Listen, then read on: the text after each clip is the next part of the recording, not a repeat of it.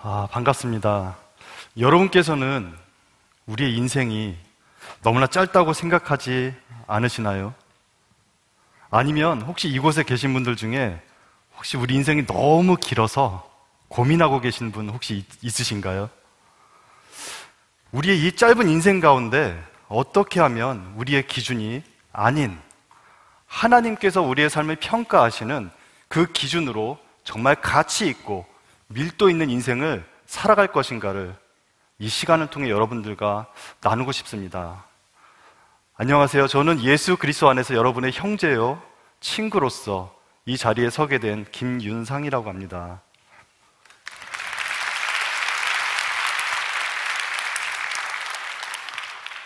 저는 멕시코 최남단의 치아파스라는 주에서 익투스 선교 공동체라는 곳에 속하여 선교를 하고 있습니다. 이 공동체는 멕시코의 크리스찬 리더를 양성하려는 그 비전을 가지고 그 안에 익투스라는 학교를 설립하였고 그 안에 초등학교, 중학교, 고등학교의 전 과정을 가르치고 있습니다. 또한 말씀 묵상과 기도, 예배, 복음 등을 가르치며 미래의 멕시코의 그 크리스찬 리더로서 성장하여 멕시코 땅을 복음화시키려는 그런 비전을 가지고 있습니다. 저희 공동체의 특징은 이 학교 사역을 하기 위한 재정을 자체적으로 조달이 가능하도록 저희 공동체 안에 자비랑 사업체들을 갖추고 있습니다. 그렇게 저희 공동체 안에서는 자비랑 사역과 또 그 익투스라는 사립학교 그리고 신학교 중심으로 사역이 이루어지고 있습니다. 저는 이곳에서 사역한 지 약 5년가량 되었고 저는 이 안에서 자비랑 사역을 쭉 맡아오고 있습니다. 여러분께서는 제가 현재 이곳에 서서 여러분들과 간증을 나누게 된 것이 사실은 굉장히 잊기 어려운 기적 같은 일이라는 것을 아십니까? 이제부터 저의 그 간증을 여러분들과 함께 나눠보도록 하겠습니다. 2018년 10월 21일이었습니다. 지금으로부터 3년 전 어느 비가 많이 내리는 밤이었습니다. 고속도로에서 제가 운전하다가 멕시코에서 정면 충돌 사고를 겪게 되었습니다. 너무 큰 사고였고 저는 매우 위중한 상태로 병원 응급실로 실려가게 되었습니다. 장이 크게 파열되었고 왼쪽 다리에는 심한 복합 골절이 있었습니다. 또한 몸 내부로 또 출혈이 너무 극심해서 당시 의사 말로는 이미 병원에 도착했을 때 몸에 있는 피의 한 60%가 다 빠져나왔다고 해요. 그리고 저는 의식이 없는 상태였고요. 이에 바로 응급수술을 해서 장에 파열된 부분들을 제거하였습니다. 그런데 제가 입원한 곳이 너무 시골의 작은 병원이었기에 그 의료 장비들이 너무 좋지 않았어요. 그래서 수술 후에 뱃속의 감염 여부를 파악하기 위해서 제 배에다가 호스를 이렇게 연결해 놨었습니다. 그 상태로 한 나흘 정도가 흐르는데 그 호스에서 고름들이 흘러나오기 시작했어요.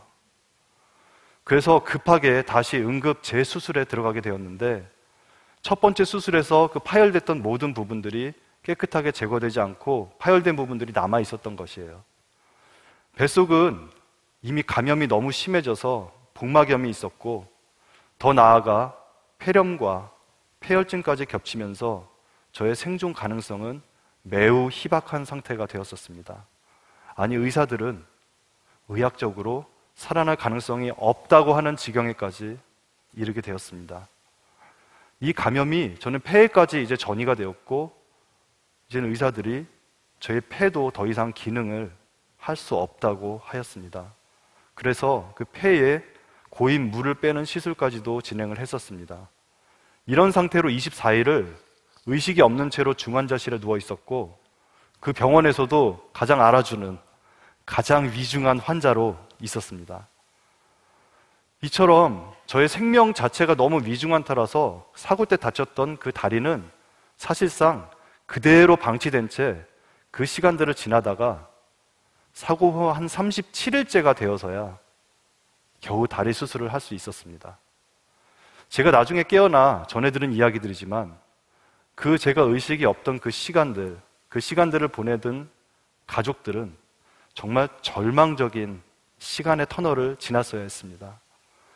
아마 많은 자녀를 키워보신 부모님들은 같은 마음이실 것입니다. 저희 아버지께서는 이렇게 기도하셨어요. 차라리 나를 데려가시고 내 아들은 살려주십시오, 하나님. 이처럼 처음에는 온 가족이 하나님께 저를 살려달라고 매달렸지만 몇 차례에 걸친 의사들의 그런 절망적인 코멘트들을 들은 이후로 저희 가족들은 이 상황이 너무 고통스러움에도 불구하고 하나님이 주인이시고 그리고 이 하나님께서 예수 그리스도를 십자가에 못 박으시면서까지 구원해내신, 우리를 구원해신 그 하나님 아버지가 저 윤상의 친아버지이심을 바라보며 저희 가족은 오히려 그 상황에서 감사하기로 결정을 내렸습니다. 하나님께서 생명의 주인이심을 인정함으로 살려주셔도 감사하고 또한 데려가셔도 감사할 것이라고 마음의 결정을 하였습니다. 또한 저의 이 사연은 온 세계로 퍼져나가 전 세계의 수많은 주의 자녀들이 저를 위해 함께 기도해 주기 시작하였고 이때부터 저의 상태에 반전이 일어나기 시작했습니다. 이런 상태에서 생명의 끈은 여전히 끊어지지 않고 있었고 유지되고 있었고 또 감염에서부터도 차차 회복이 되어가고 있었습니다. 폐도 서서히 기능을 회복하여 인공호흡기를 통해 주입하던 산소의 양도 점점 줄어들기 시작했습니다. 그때를 회상하시면서 저희 아버지께서는 지금까지도 그런 말씀만 하세요. 그 수술실 앞에서 그 마음이 마치 아브라함이 모리아 산에서 그 이삭을 바치던 그 예배와 같은 시간이었다, 이런 고백을 하십니다. 저는 24일 만에 의식을 찾고 깨어나게 되었습니다. 하지만 도대체 무슨 일이 있었던 건지, 도대체 여기는 어디인지, 내 몸은 도대체 왜 아픈지, 숨은 왜 잘 안 쉬어지는지 온통 의문투성인 가운데였습니다. 그리고 아무것도 할 수 없는 그런 무기력한 상태의 현실을 저는 그대로 받아들여야만 했습니다. 여전히 깨어났지만 여전히 위중한 상태였기 때문에 이제부터는 그 죽음을 직면했다라는 것이 저의 현실이 되었습니다. 그럼에도 저를 포함한 우리 가족의 감사는 지속되었습니다. 이제는 우리나 또는 의사가 아닌 하나님께서 일하시고 계신 것이 삶에서 점점 선명해지기 시작했습니다. 제가 의식을 차리기 전부터 의사들은 이미 기적이란 말을 매일매일 반복하고 있었습니다. 그리고 그 기적이 일상이 되어가고 있었습니다. 사람이 할 수 있는 일을 할 때는 굳이 기적이라는 말을 하지 않습니다. 하지만 사람이 할 수 없는 일이 일어날 때 그것을 우리는 기적이라고 부릅니다. 이런 기적이 하루에도 몇 번씩 계속해서 일어나는 것을 우리는 목도하게 되었습니다. 그렇다면 과연 제게 일어났던 이 수많은 기적의 원동력은 대체 무엇이었을까요? 그것은 바로 감사에 있었습니다. 감사는 우리가 마땅히 감사할 만한 환경이 주어졌을 때 그때만 하는 것이 감사가 아니었습니다. 데살로니가전서 5장 18절에서 하나님께서 이렇게 말씀하십니다. 범사에 감사하라. 이것이 그리스도 예수 안에서 너희를 향하신 하나님의 뜻이니라. 이 범사에 감사하라는 말은 우리의 상황과 처지와 상관없이 늘 감사하라는 것, 다시 말해 우리의 그 상황과 상관없이 감사를 선택하라는 뜻입니다. 그리고 이것이 도대체 무슨 의미를 지니고 있는 것일까요? 여러분 그거 아세요? 예수님께서도 그 기적을 일으키시기 전에 하나님께 감사를 하셨습니다. 오병이어의 기적을 일으키시기 전에 하나님께 먼저 감사를 하셨고요. 또 죽은 나사로를 살리실 때 또 하나님께 감사하셨습니다. 기적이 일어난 후에 하나님께 감사하셨던 것이 아닙니다. 기적이 일어나기 전 하나님께 감사를 드렸던 것을 우리는 말씀에서 찾을 수 있습니다. 그렇다면 과연 이 감사와 이 기적이라는 것은 도대체 무슨 상관관계가 있는 것일까요? 감사란 바로 하나님이 계심을 인정하는 삶의 태도이기 때문입니다. 하나님께서는 히브리서에서 우리에게 하나님께서 기뻐하시는 믿음이 있다고 말씀하세요. 한번 볼까요? 히브리서 11장 6절입니다. 믿음이 없이는 하나님을 기쁘시게 하지 못하나니 하나님께 나아가는 자는 반드시 그가 계신 것과 또한 그가 자기를 찾는 자들에게 상 주시는 이심을 믿어야 할지니라. 아멘. 그렇습니다. 하나님의 계심을 인정하는 삶, 그것이 감사할 만한 상황이든 혹은 인생의 어두운 터널을 지나고 있는 순간이든 내 삶 가운데 이미 하나님의 깊은 개입과 다스리심이 있다는 것을, 그것을 믿고 인정하는 삶, 그것이 결과로 나타나는 것이 바로 감사입니다. 그러므로 감사는 환경에 따라 하는 것이 아닌 하나님께서 계시고 하나님께서 다스리신다는 그 믿음의 결과로 나타나는 것입니다. 자, 그렇다면 이렇게 감사함으로 우리가 하나님의 다스림을 우리 삶에서 인정해 드릴 때에 과연 어떤 일이 일어날까요? 이제는 우리가 아닌 하나님께서 일하십니다. 사람이 도저히 할 수 없는 그 일을 하나님께서 하십니다. 우리가 믿는 하나님께서는 모든 것을 아시고 모든 것을 하실 수 있는 창조주 하나님이시며, 또 우리는 무언가를 계획할 때에 적어도 한 2수, 3수 정도를 생각하면서 계획을 하지만 시편에서 하나님이 이렇게 말씀하세요.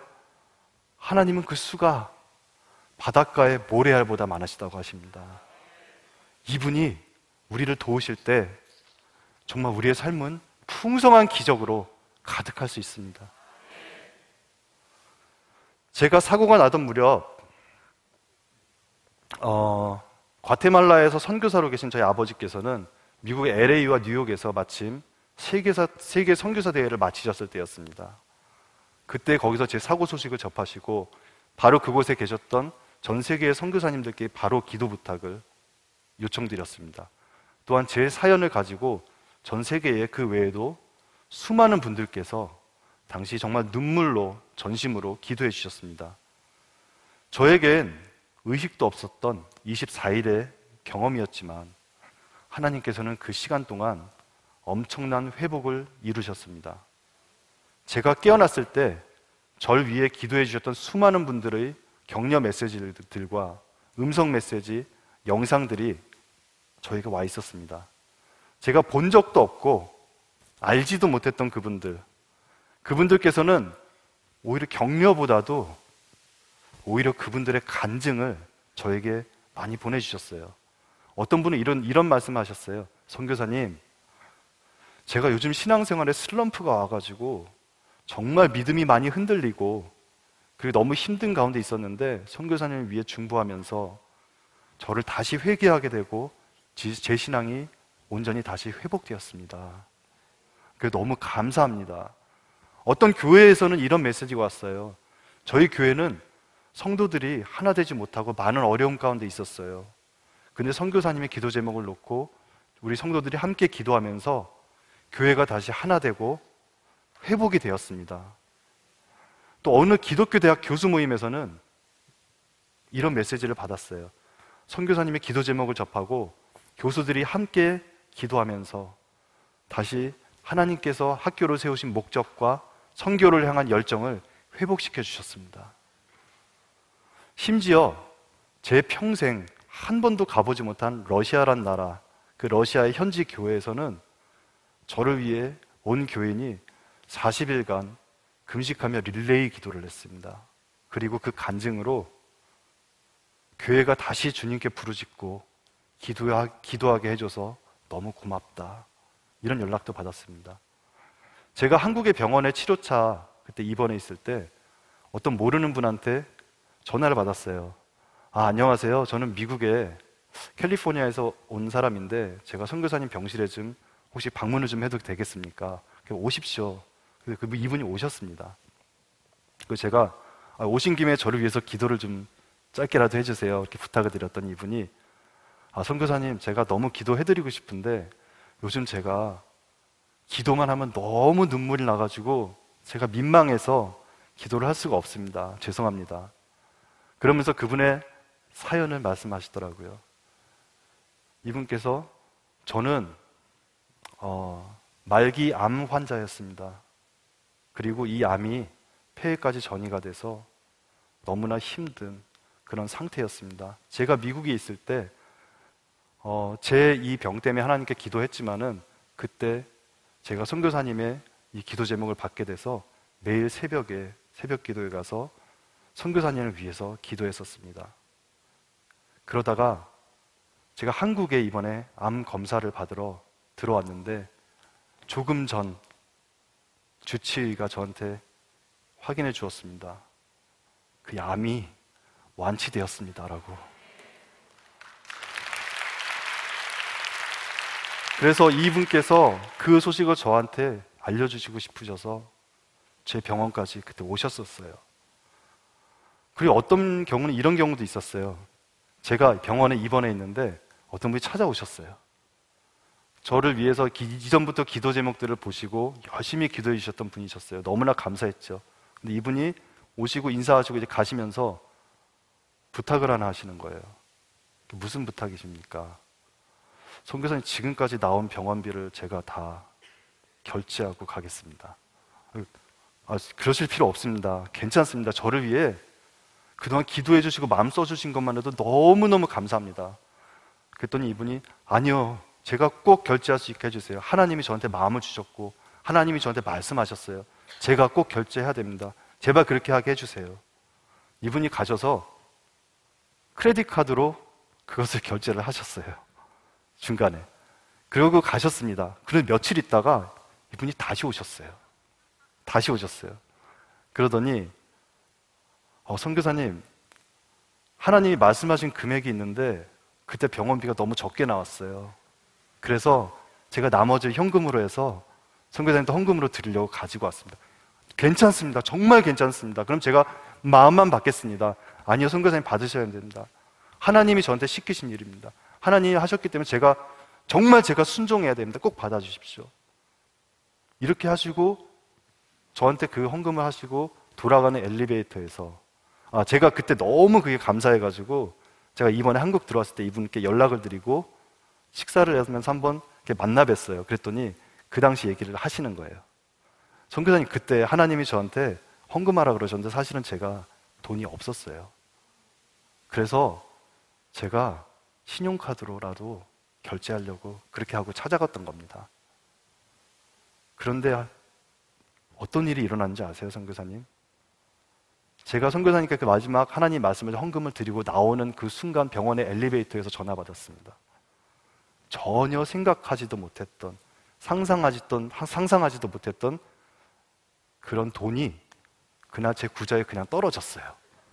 그런데 그게 정확히 선교사님한테 헌금했던 금액에다 0 하나 더 붙어서 들어왔습니다. 이런 말도 안 되는 일들이 일어나더라고요.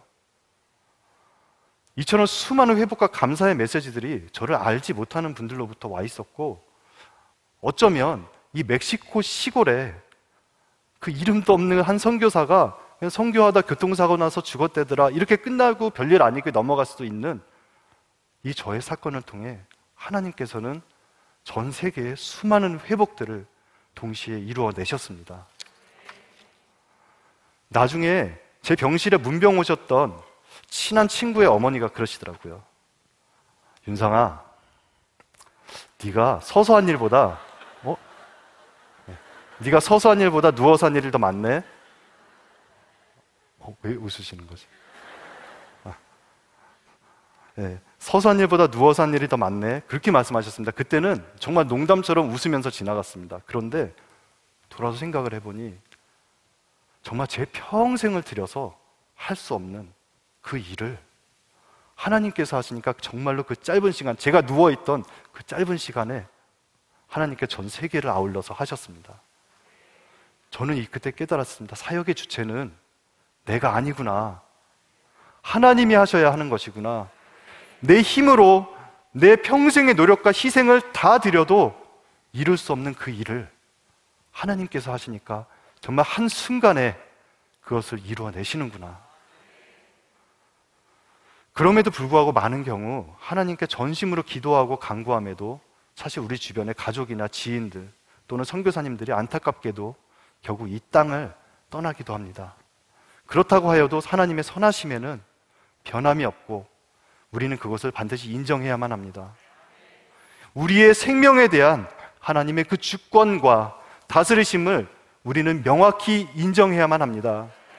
그리고 하나님께서 그 생명을 설사 거두신다 하여도 우리는 진심으로 그 하나님의 주권을 인정하며 감사할 수 있는 마음의 자세를 가져야만 합니다. 저의 경우는 아마도 하나님께서 제게 이 땅에서 좀 더 시키실 일이 있는 것 같으십니다. 그래서 아마도 저에게 기회를 다시 한번 주신 것이 아닌가 그렇게 생각을 하고 있습니다. 저는 어려서부터 꿈과 비전이 굉장히 크고 명확했던 사람입니다. 저는 일찍이 사업을 인생의 방향으로 잡고 돈을 많이 벌고 크게 성공하고 싶었습니다. 그리고 저의 그 성공의 정점에 다다랐을 때에 제가 크리스찬이라는 것을 드러내면 그것이 하나님께 큰 영광이 되고 저는 정말 가치 있는 인생을 살았다라는 그 기쁨에 충만할 것만 같았습니다. 그래서 그것을 이루기 위해서 저는 온 인생을 열정을 가지고 달렸고 어떤 희생과 어려움도 그 비전이라는 이름 앞에 모두 감당하면서 살아왔었습니다. 그러나 저의 이 사고를 통해서 제가 가진 이 꿈과 비전에 굉장히 중대한 오류가 있다는 것을 깨닫게 되었습니다. 여러분, 이 시대를 살아가는 우리의 삶은 길어야 80년, 90년 정도이지만 그 가운데서도 우리는 각자 분야에서 원하는 목표를 달성하기 위해 우리는 많은 것들을 희생해가며 뛰고 있습니다. 그럼에도 사실 그 목표를 달성하는 사람보다는 중간에 낙오하고 포기하는 사람들이 더 많은 것이 우리의 현실입니다. 혹여나 그 목표를 달성했다라고 한들 우리의 이 짧은 인생에 과연 그것을 누릴 만한 충분한 시간이 있을까요? 저는 그 사고 났던 당시 그 사고 때 불과 몇 초 전만 해도 지금도 기억을 하고 있습니다. 저는 당연히 집에 돌아가서 아내도 보고 아이들도 보고 그리고 푹 쉬고 그 다음날 출근해서 또 같이 일하는 동료들을 당연히 볼 것이라고 생각했었습니다. 그러나 제게 그 날이 오지 않았습니다. 불과 몇 초 후에 이렇게 큰 사고를 맞닥뜨릴 거라고는 단 0.1%도 상상조차도 하지 못했습니다. 그리고 그 죽음의 문턱까지 제가 다녀오고 나서야 깨닫게 되었습니다. 첫째로, 우리 인생에 원하는 것을 충분히 얻어낼 확률이 너무 적다라는 것입니다. 두 번째, 그 원하는 것을 얻어냈다 하더라도 그것을 누릴 시간이 우리 인생에 턱없이 적다라는 것입니다. 세 번째는 인생의 마지막 날을 그 누구도 알 수가 없다라는 것입니다. 우리에게 내일은 보장된 날이 아닙니다. 여러분, 예수님이 하셨던 그 어리석은 부자의 비유를 기억하십니까? 어느 부자가 그 소출이 풍성해서 곳간을 새로 짓고 여러 해 쓸 물건을 쌓아놓은 다음에 이렇게 말하죠. 내가 이젠 평안히 쉬고 먹고 마시고 즐거워할 거야. 그렇게 말하자 하나님께서는 누가복음 12장 20절에서 이렇게 말씀하세요. 하나님은 이르시되 어리석은 자여 오늘 밤에 내 영혼을 도로 찾으리니 그러면 내 준비한 것이 누구의 것이 되겠느냐 하셨으니. 그렇습니다. 생명의 주인은 하나님이십니다. 우리에게 생명을 주신 분도 하나님이시고 거두어 가시는 분도 하나님이십니다. 그렇다면 진정 우리에게 중요한 것이 무엇일까요? 진정 우리가 살아가는 데 있어서 그 마지막 순간까지 절대로 놓치지 않고 손에 꼭 쥐고 살아가야 하는 그것은 과연 무엇일까요? 저는 의식이 없던 24일간의 본의 아니게 영적인 세계에 대한 경험을 하게 되었습니다. 그것은 어떤 환상이나 꿈과 같은 것이 아니고 어떤 구름 위를 산책하고 구름 위를 걷는 이런 것이 전혀 아니고 실제로 존재하고 있는 어떤 다른 현실이고 현장이었습니다. 저는 지금 멕시코에 살고 있습니다. 이곳에 멕시코에 가보신 분이 계실지 안 계실지 제가 모르겠습니다. 만약에 어떤 분께서 이렇게 말씀하신다면, 자, 어떤 분이 나는 멕시코란 나라를 내가 가서 내 눈으로 직접 보고 느끼고 냄새도 맡아보고 맛도 보고 만져보고 하기 전에는 나는 그 나라가 있는 거 믿을 수가 없어. 이렇게 말씀하실 분이 혹시 계시나요? 여러분, 영의 세계도 마찬가지입니다. 지금 우리 인간으로서 가진 한계로 인해서 영의 세계를 당장 보고 느끼고 할 수 없다 뿐이지 지금도 실제로 존재하고 있습니다. 이제 이 영적 세계에서 제가 경험했던 수많은 것들 중 일부를 여러분과 나누도록 하겠습니다.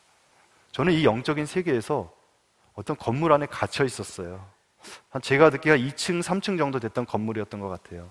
그 안에는 대략 18명 되는 사람들이 일을 하고 있었습니다. 처음에는 이들이 어떤 존재였는지 제가 전혀 몰랐어요. 하지만 시간이 지나며 이들 가운데 리더가 있다는 것을 알게 되었습니다. 2명의 리더가 있었습니다. 하나는 남자, 하나는 여자. 그리고 이 사람들은 그 리더들에게 절대적으로 복종하는 그런 형태를 띠고 있었습니다. 저는 그 안에서도 온 몸에 기운이 없어 거의 죽어가고 있었고, 그럼에도 이 사람들은 제게 온갖 돈 벌어오는 일들을 시켰어요. 그리고 또한 온갖 협박과 죽음의 위협들이 저에게 가해지고 있었습니다. 저는 도대체 이게 무슨 상황인지도 모른 채, 이들이 무슨 존재인지도 모른 채 저는 시키는 대로 하고 있었고, 그 안에서 정말 공포에 질린 대로 살고 있었습니다. 마치 무언가의 노예가 된 것처럼 말이죠. 돈을 벌기 위해 여러 나라로 보내졌었습니다. 그리고 저는 정말 그 안에서도 성공적으로 돈을 많이 벌어댔습니다. 하지만 그 끝은 항상 목숨의 위협과 공포로 끝이 났었고, 그때마다 처음에 그 건물로 다시 돌아와 갇혀있게 되었습니다. 시간이 지나면서 이 리더들은 사단의 종들이며 사단에게 복종하는 그런 영적 존재들이라는 것을 깨달을 수 있었습니다. 건물에 갇혀있는 동안에 이들은 차례대로 저를 돌아가면서 계속 괴롭혔었고, 저는 차라리 이렇게 살 것 같으니 죽는 것이 낫지 않을까, 그런 생각도 굉장히 여러 차례 했었습니다. 온 몸에 기력이 쇠하였고, 이들의 위협에 아무것도 할 수 없는 저의 무기력한 모습에 정말 기가 질리고 공포에 늘 떨어야 했습니다. 정말 끝이 없는 그런 나날들이었습니다. 그러던 중 어느 날이었습니다.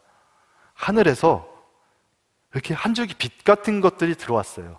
그리고 그 빛을 따라서 나팔 소리 같은 것들이 들려왔고, 이 나팔 소리와 함께 어떤 찬양 소리가 들려오기 시작했어요.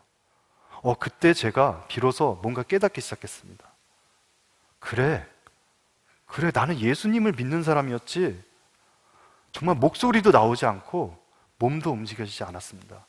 그래서 그때 정말 개미 같은 목소리로 나지막하게 예수, 보혈이란 단어를 읊조리기 시작했습니다. 그러자 갑자기 이곳에 있던 사람들의 분위기가 부산스러워지기 시작했어요. 뭔가 분위기가 확연히 달라지는 것을 느꼈습니다. 그러면서 제가 혼자 그때 생각을 했죠. 이거 봐라, 이거 뭔가 반응이 있는데? 그때부터 힘을 내서 예수, 보혈 반복해서 읊조리기 시작했습니다. 그곳에 떨림이 생기는 것을 느낄 수 있었습니다. 그곳에 있는 사람들이 뭔가 불안에 떠는 것들이 느껴졌습니다. 그렇게 예수, 보혈 외치다가 지쳐서 잠이 들었습니다.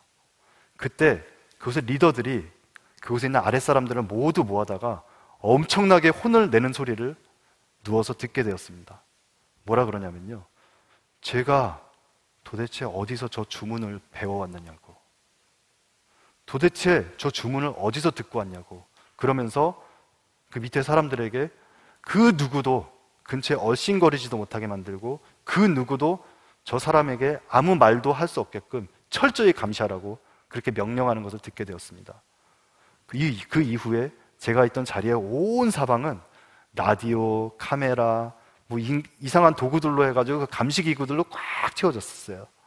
그리고 제가 정말 모기만한 소리를 작게 하는 말들조차도 전부 다 듣고 기록하고 있었습니다. 그래서 저는 잠에서 깰 때마다 예수, 보혈 이것을 계속해서 외쳤고, 그 이후로 이들은 저를 더 이상 돈 벌라고 보내지도 않고 저를 더 이상 건드리지도 않게 되었습니다. 잠시 잠에 들었었는데 그때 이 아랫사람들이 그 리더들에게 보고하는 것을 듣게 되었습니다. 이렇게 보고를 하더군요. 제가 저 주문을 한번 외울 때마다 지금 우리가 계획 세워놓은 것들이 3개씩, 정확히 3개라 그랬습니다. 3개씩 깨져나가고 있습니다. 이제 우리 어떡합니까? 저는 그 말을 듣는데 힘이 났습니다. 예수 보혈이란 그 말의 힘이 느껴졌습니다. 온 힘을 다해서 예수 보혈을 외치며 이제는 그들과 대적하기 시작했습니다. 그 이번 다니엘 기도의 첫날, 그 이제는 역전되리라. 저는 이 말씀을 들으면서 이때 순간이 정말 쫙 떠올랐었어요. 정말 악한 영들에게 잡혀있던 저의 상황이 이 예수 보혈의 능력으로 완전한 반전이 일어나고 완전한 역전이 일어나고 있었습니다. 그러던 어느 날 저는 그 건물 밖을 빠져나오게 되었습니다. 저는 어떤 캄캄한 밤중에 어느 강가의 자갈밭 위에 서 있었습니다. 저기 멀리 큰 돌산이 보여 있어요. 그리고 그 꼭대기, 돌산의 꼭대기에 누군가 빛을 내며 서 있는 것을 보았습니다. 한눈에 알겠더라고요. 굉장히 장군처럼 늠름한 모습의 예수님이셨습니다. 간혹 사람들이 저한테 이걸 묻습니다. 그때 그 예수님인지 어떻게 알았어? 그때 그 느낌이 어떤 건지 제가 잠시 좀 설명을 드릴게요. 여러분, 혹시 여러분이 어렸던 시기에 정말 친했던 친구들이 있는데 살면서 가는 길이 다르고 하는 일이 다르고 하다 보니까 연락이 끊기고 관심도 없어지고 그러면서 서로 잊고 지내면서 10년, 20년이 지났어요. 그러다가 어디 갔는데 갑자기 우연스럽게 딱 마주친 거예요. 그러면서 네가 바로 그때 걔지? 네가 바로 그때 그 친구지? 이런 경험이 혹시 있으십니까? 여러분, 예수님을 보면요 딱 알아볼 수 있어요. 정확히 딱 이런 느낌이었습니다. 근데 제가 그 예수님을 본 순간 갑자기 제 눈에 눈물이 하염없이 흐르기 시작했어요. 내가 왜 저 예수님을 두고 저 사람들한테 갇혀서 그렇게 돈 버는 데만 매진하고 살았을까? 정말 후회가 몰려오기 시작하며 저는 그때 결심했습니다. 내가 저 예수님이 계신 저 길, 예수님이 올라가신 저 길을 내가 가면서 내가 그 길 위에서 죽으리라. 온몸의 기운을 짜내서 그 돌산을 기어 올라가기 시작했습니다. 한 산의 중턱쯤 올라갔을까요? 더 이상 올라갈 기운도 없고 나는 이제 여기서 끝이구나 라는 생각을 하던 그 찰나에 예수님께서 저 있는 곳까지 내려오셨어요. 그리고 저는 그곳에서 예수님을 직접 대면하게 되었습니다. 이제 저의 인생은 여기서 끝이구나, 저 단번에 알아차릴 수 있었습니다. 저의 숨이 끊어지는 그 순간, 그리고 인생의 마지막 순간이고 이곳이 곧 심판의 자리라는 것을 직감할 수 있었습니다. 그리고 그곳에서 저는 그 사망과 음부의 열쇠를 가지신 그 유일하신 분, 우리의 인생의 끝에 만날 수밖에 없는 우리 심판자이신 예수님을 만나게 되었습니다. 계시록 1장 18절에 이런 말씀을 하십니다. 곧 살아있는 자라, 내가 전에 죽었었노라. 볼지어다 이제 세세토록 살아있어 사망과 음부의 열쇠를 가졌노니. 이때 저를 잡고 있던 그 사탄의 리더 중에 한 명이 저희 있는 이곳까지 쫓아 올라왔어요. 그래서 저는 이곳에 모든 기운이 빠져서 바닥에 누워 있었고, 사탄과 예수님 그 사이에 제가 누워 있는 채로 그곳에서 저의 모든 삶이, 어려서부터 최근까지 저의 모든 삶이 필름처럼 빠른 속도로 쫙 펼쳐지기 시작했습니다. 저의 이 삶을 저만 보는 것이 아니라 예수님과 저와 사탄이 같이 저의 삶을 보기 시작했습니다. 그곳에서 사탄은 저의 삶에서 자신이 저를 데려가야만 하는 이유, 예수님, 제 때 저거 보세요. 저렇게밖에 못 살았죠. 제 저거 보세요. 하는 꼬라지 좀 보세요. 그러면서 저의 삶을 평가하고 예수님 앞에 참소하기 시작했습니다. 하지만 예수님께서는 그 똑같은 그 순간들, 제가 봐도 너무나 창피하고 너무나 수치스럽고 너무나 부끄러운 그런 인생의 순간들을 보면서 예수님께서는 저의 인생의 어떤 잘못도 저를 정죄하지 않으셨어요. 저는 어렸을 때 그런 상상을 몇 번 해봤던 적이 있어요. 내가 언젠가 이 땅을 떠나서 하나님의 심판대, 예수님의 심판대 앞에 섰을 때에 내가 지은 죄가 너무 많아서 혹시나 천국에는 들어가겠지만 예수님이 윤상아 너 진짜 그때 왜 그랬니? 윤상아 너 그때 너 나 믿는다면서 왜 그랬어? 정말 창피하게 라는 예수님한테 그런 책망을 들으면서 정말 수치스럽고 부끄러운 가운데 천국에 들어가게 되지 않을까? 이런 상상을 했던 적이 있었어요. 그런데 정작 그 순간이 왔는데요, 예수님께서는 저의 인생의 어떤 잘못을 가지고도 정죄하지 않으셨습니다. 그때 그리고 그 사탄에게 저를 끝까지 내주지 않으셨어요. 지금도 그 예수님께 따지고 들던 그 사탄의 목소리가 지금도 쟁쟁하게 들려요. 정말 토시 하나 안 틀리고 이렇게 예수님께 말했어요. 예수님, 도대체 얘가 뭔데 그렇게 놔주지를 않고 그렇게 붙들고 계십니까? 그는 획 돌아서 가버렸습니다. 로마서 8장 1절 말씀에 이렇게 기록이 되어 있습니다. 그러므로 이제 그리스도 예수 안에 있는 자에게는 결코 정죄함이 없나니. 나중에 깨닫게 된 사실이지만 예수님께서는 그 수많은 사단의 참소에도 불구하고 저를 결코 정죄하지 않으셨습니다. 그 이유는 바로 제가 예수 그리스도를 믿음으로 죄 사함을 받았기 때문에 심판자 되신 예수 그리스도 앞에 섰을 때 더 이상 그 죄에 대해서 정죄할 근거가 없었기 때문입니다. 대신 저의 인생에서 예수님께서 정말 기뻐하시고 정말 가치 있게 평가하시는 순간들을 뽑아내셨어요. 근데 정말 놀라운 게 뭔지 아세요? 예수님께서 제 삶에서 평가해 주신 부분이 정말 너무너무나 적었어요. 저는 독실한 믿음의 가정에서 태어나 어려서부터 주일학교에 다니고 주일 예배에 빠지지 않고 또 찬양팀, 성가대, 부흥회, 수련회, 단기선교 등등 교회에서 하는 모든 활동에 참여했었고 제 인생의 많은 시간들을 실제로 교회 안에서 보냈습니다. 하지만 안타깝게도 제가 보낸 그 수많은 시간들이 예수님께 뽑히지를 않았어요. 그 모든 순간에 그러면 제가 예수님한테 예수님 내가 교회에서 보낸 시간이 얼만데, 내가 예배 자리에 앉아 있었던 시간이 얼만데, 예수님 내가 선교 쫓아다니면서 했던 시간이 얼만데, 너무 째째하신 거 아닙니까? 제가 반론을 제기할 수 있었을까요? 아니요. 예수님 앞에 단 한마디도 반론을 제기할 수가 없었습니다. 왜 그러냐면은 그 모든 순간에 저조차도 의식하지 못하고 있던 저의 마음속의 동기들이 거기서 모두 드러났기 때문입니다. 저는 교회에 있었고 예배의 자리에 앉아 있었지만 저의 그곳에서 드러났던 저의 마음속 동기, 그거는 저도 모르던 것이었습니다. 저도. 제 마음속 동기는 정말 하나님을 사랑해서, 하나님을 좋아해서, 하나님을 예배드리고 싶어서가 아니었었습니다. 도리어 주변 사람들에게 신앙 좋은 청년으로, 신앙 좋은 학생으로 인정받고 싶은 욕구가 그 안에 가득 있었습니다. 사람에게 인정받기를 원했던 저의 신앙생활의 세월은 단 한순간도 저의 심판의 순간에 예수님께 인정받지 못했습니다.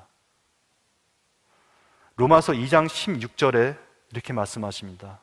곧 나의 복음에 이른 바와 같이 하나님이 예수 그리스도로 말미암아 사람들의 은밀한 것을 심판하시는 그 날이라.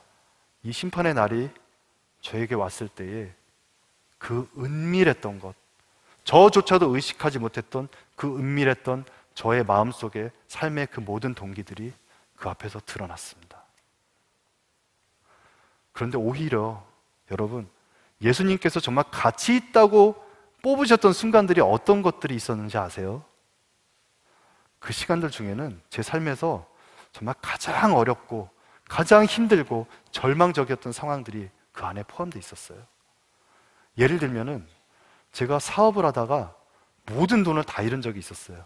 정말 제 구자에 띵 0이라는 그 숫자가 딱 뜨더라고요. 정말 돈이 정말 하나도 없어서 얼마 안 있으면 우리 가족이 정말 길에 내앉을 수도 있겠구나. 정말 그런 형편이었습니다.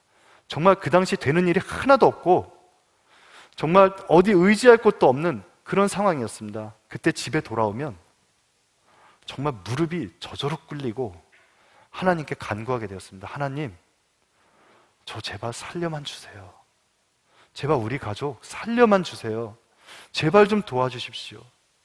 제가 의지할 것이 오직 하나님밖에 없습니다. 정말 그 지푸라기 잡는 그런 심정으로, 그런 믿음으로 하나님을 의지했던 그 순간이 있었습니다. 그 순간이 예수님께서는 그렇게도 좋으셨나 봐요. 그것을 예수님께서는 제 삶에 가치 있는 시간 중에 하나로 뽑으셨습니다. 그러나 여러분, 오해는 하지 않으시기 바랍니다. 꼭 어떤 고난과 절망의 시간만이 예수님께서 인정하시는 시간이라는 의미는 결코 아닙니다. 하나님을 예배하고 하나님을 찬양하던 그 수많은 시간 가운데 저의 경우 제 마음의 은밀한 것, 다시 말해서 저의 마음의 동기가 하나님을 향해 있지 않고 사람의 인정을 향해 있었기 때문에 그것이 문제였던 것입니다. 그 가치 있다라고 예수님께서 뽑으신 그 시간들은 바로 저의 인생에서 예수님과 실제로 동행했던 시간들이었습니다.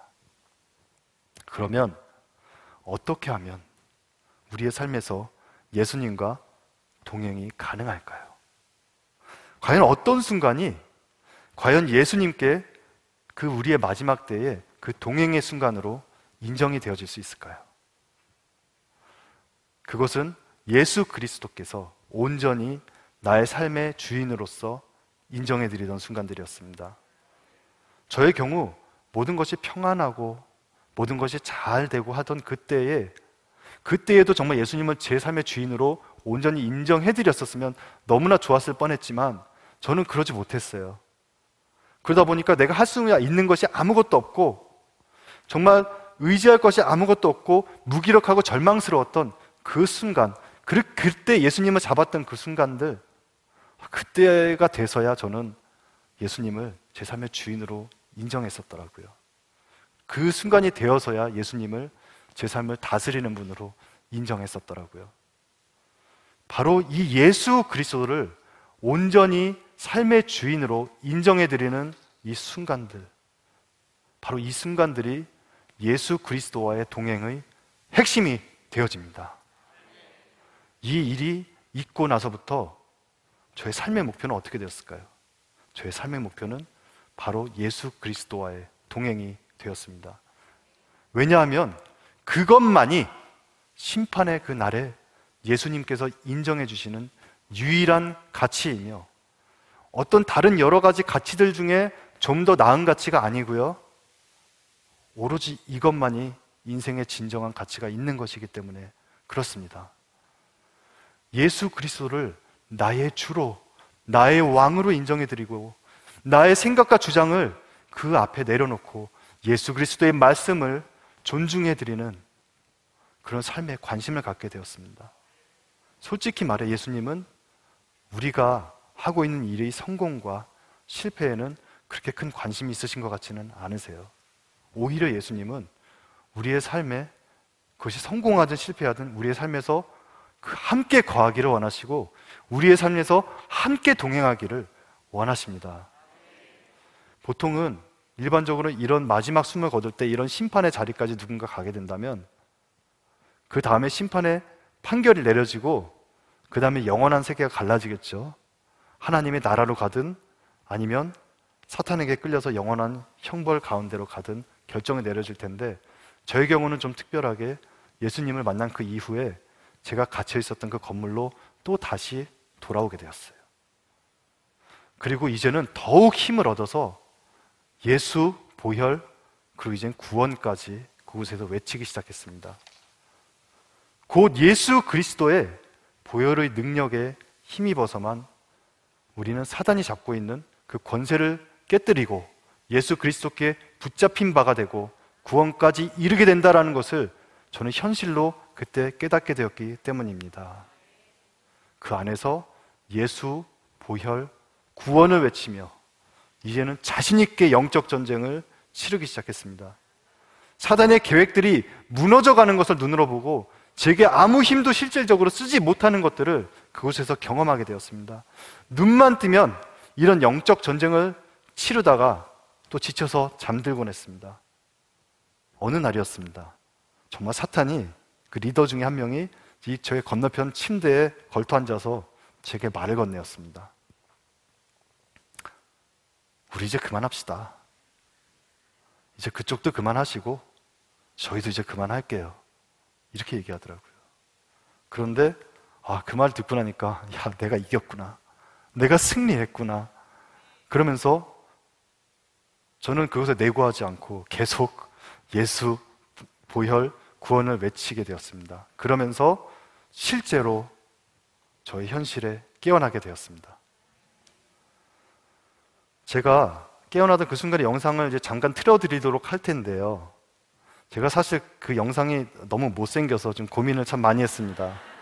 근데 그 예수 그리스도의 복음이 전해지는데 조금이나마 보탬이 될 수 있다면 이 정도는 얼마든지 감수하겠다는 마음으로 공개하기로 결정하였습니다. 영상 틀어주시겠습니까? 예수, 보혈, 구원. 예수, 보혈, 구원. 보혈, 구원. 예수, 보혈, 구원. 누가 우리한테 알려준 것처럼 우리도 알려줘야 된다. 아멘, 아멘.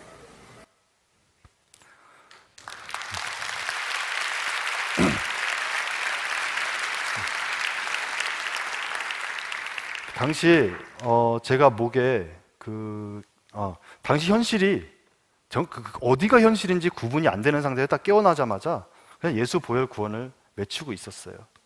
그때 제 동생이 제가 깨어나는 순간에 함께 있었는데 사실 그때 제가 목에 기관 절개를 해서 목소리가 나오지 않는 상태였습니다. 그래서 동생이 저의 입모양을 따라서 보면서 제가 말하는 것을 보고 따라했던 것입니다. 바로 이 예수 보혈 구원, 이것이 제가 깨어나자마자 바로 했던 말이었습니다. 이 말을 사람들에게 반드시 전해야 한다고 하면서 깨어났던 것이었습니다. 그런데 여러분, 깨어나고 나니까 이제 점점 제가 처한 현실이 깨달아지기 시작했어요. 물 한 모금도 넘길 수가 없었고요. 손가락 하나도 까딱할 수가 없는 정말 극도의 무기력한 상태에 저는 놓여 있었고, 이 현실이 도저히 믿기지가 않아 정말 매일을 눈물로 지내고 있었습니다. 저는 장수술을 여러 차례 하고 뱃속에 감염이 심하게 되었기 때문에 그 대장을 잘라서 왼쪽 옆구리로 빼고 그것에 봉투를 달아 대소변을 받아내는 장루라는 것을 설치했었습니다. 어느 날 이 장루를 통해서 하루에 1리터가 넘는 피가 쏟아져 나오기 시작했어요. 혈압은 급격하게 떨어졌고 그 멕시코 시골에서 제 혈액형과 맞는 피를 구할 수가 없었습니다. 정말 머리가 핑핑 돌고 눈이 뒤로 넘어가려고 그러고 머리가 아프고 손발이 정말 얼음장같이 차가웠어요. 옆에 기계들에 있는 제 몸의 그 바이탈 사인들을 보니까 제가 봐도 오늘 밤을 넘기기가 어렵겠다라는 생각이 들었습니다. 그 멕시코에 제가 입원했던 병원은 아이들의 출입이 금지되어 있습니다. 그래서 제가 깨어나서도 제 아이들을 한 번도 본 적이 없었어요. 그때 정말 제가 제 아이들을 더 이상 보지 못하고 안아주지도 못하고 사랑한다고 말해주지도 못하고 죽는다는 것이 그렇게 마음 아플 수가 없었습니다. 이에 담당 의사들한테 아이들을 한 번만 제발 보게 해달라 사정사정을 하였습니다. 저는 아들만 셋이 있습니다. 근데 모두가 올 수는 없었고 그때 첫째 아들만 마스크를 2개를 끼고서 병실에 들어올 수 있었습니다. 자, 오늘 밤이 제 인생의 마지막 날이라고 생각하던 그 순간 제가 제 아이에게 어떤 말을 남겼을까요? 어떤 유언을 남겼을까요? 예준아, 아빠 따라 해봐. 예수, 보혈, 구원, 이것을 꼭 기억해야 돼. 이것이 세상을 이길 수 있는 힘이야. 그리고 집에 가서 동생들에게 이것을 꼭 전해줘야 해. 사랑해. 그것이 제가 제 아이에게 남긴 마지막 말이었습니다. 제 아버지는 그날 제게 그러시더라고요. 이제는 내가 네 아버지가 아니야. 하나님이 너의 친아버지셔. 그 하나님을 기억하고 그 하나님만 붙들어. 저희 어머니는 그러셨어요, 저한테. 너 오늘 죽으면 천국 갈 수 있지? 너 예수 그리스도 믿지? 구원의 확신이 있지? 그렇게 저는 가족과 저의 마지막이 될지 모르는 밤을 정리하고 있었습니다. 엄마, 아빠 사랑해요. 제 아내에게도 사랑한다고 고백하며 또 저를 그곳에서 헌신적으로 보살펴준 동생과 그날 밤 저희 가족은 제 인생의 마지막 사진이 될지도 모르는 그 사진을 그 병실에서 찍었습니다. 그러나 그날은 저의 인생의 마지막 날이 되지 않았고 그 이후에도 수많은 기적과 같은 일들을 겪으며 하나님께서는 제게 다시 생명을 주시고 이렇게 일으키셔서 이제는 담대히 예수 그리스도의 복음을 전하는 삶을 살아가게 하고 계십니다.